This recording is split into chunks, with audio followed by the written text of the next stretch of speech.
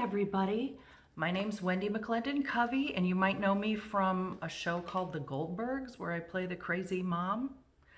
Well, anyway, I'm gonna read you a story today, and it's a good one. It's called The True Story of the Three Little Pigs.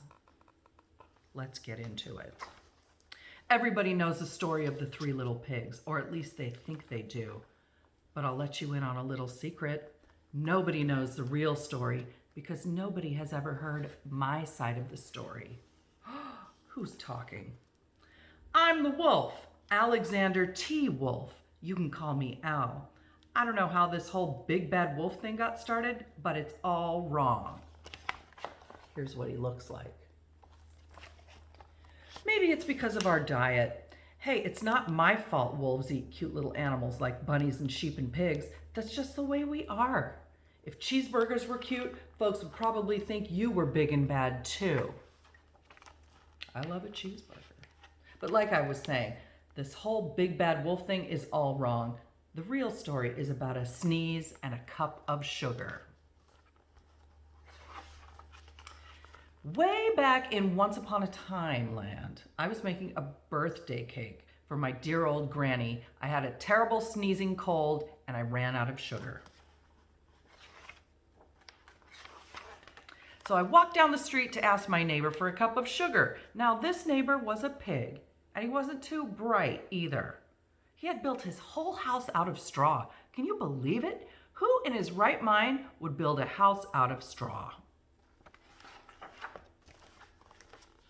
So of course, the minute I knocked on the door, it fell right in. I didn't want to just walk into someone else's house, so I called, little pig, are you in? No answer. I was just about to go home without the cup of sugar from my dear old granny's birthday cake. That's when my nose started to itch. I felt a sneeze coming on. Well, I huffed, and I snuffed, and I sneezed a great sneeze. And you know what? The whole darn straw house fell down. And right in the middle of the pile of straw was the first little pig, dead as a doornail. He had been home the whole time. Seemed like a shame to leave a perfectly good ham dinner lying there in the straw, so I ate it up. Think of it as a big cheeseburger just lying there. I was feeling a little better, but I still didn't have my cup of sugar, so I went to the next neighbor's house. This neighbor was the first little pig's brother. He was a little smarter, but not much. He had built his house of sticks. I rang the bell on the stick house. Nobody answered. I called, Mr. Pig, are you in? He yelled back, go away, wolf, you can't come in. I'm shaving the hairs on my chinny chin chin. I had just grabbed the doorknob when I felt another sneeze coming on. I huffed and I snuffed and I tried to cover my mouth, but I sneezed a great sneeze. And you're not going to believe it, but this guy's house fell down just like his brother's. When the dust cleared, there was the second little pig, dead as a doornail, wolf's honor.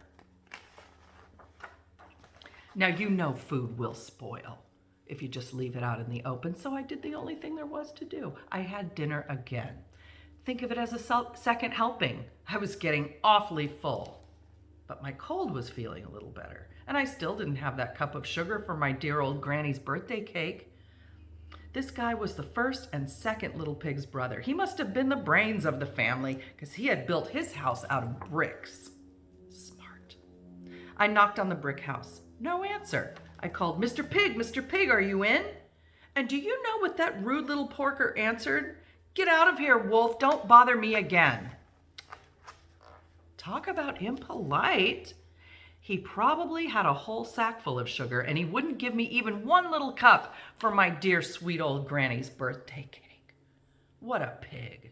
I was just about to go home and maybe make a nice birthday card instead of a cake when I felt my cold coming on.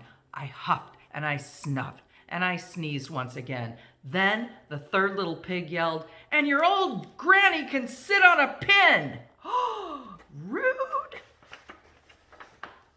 Now, I'm usually a pretty calm fellow, but when someone talks about my granny like that, I go a little crazy. When the cops drove up, of course I was trying to break down this pig's door, and the whole time I was huffing and puffing and sneezing and making a real scene.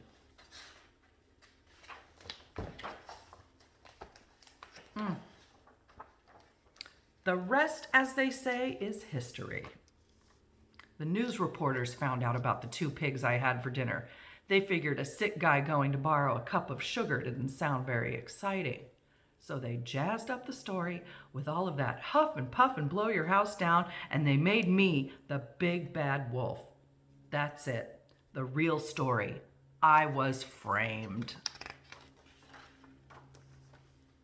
But maybe you could loan me a cup of sugar? Look, he's in jail. I don't know about you, but I think this wolf is a liar.